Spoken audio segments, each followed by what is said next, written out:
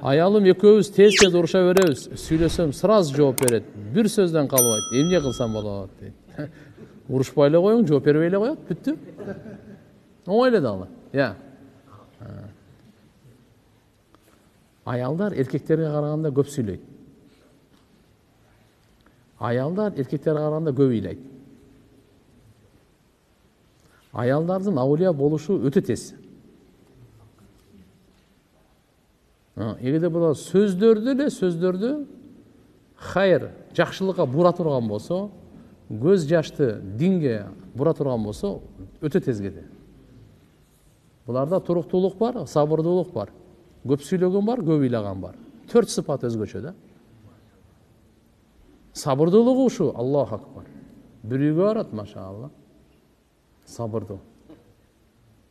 Жоочун үйгө барат, нике ошол жака турмушка чыкты, тааныбайт, ким кандай. Өмүрү көргөн эмес. Ошол үйдөн машаалла ыймандуу үйдөн чыкпайт.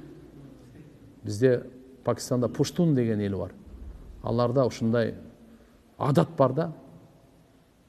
Келин кирдиби, жаназасы чыгат деген сөз бар. Ажырашып кетире берип тияка, кирдиби, жаназасы чыгат дейдер. Бизде дагы иншалла кыздарыбыз кайерге барса, ошол жерде очок болуп, кут болуп, туруктуу болуп, өнүгүп, өстүрсүн иншалла кыздарыбыз бар. Кайра эле бир жумадан эле төркүнүнө, анан бир жумадан кийин тиягына буягына деп бербей. Экинчиси истикамат буларда.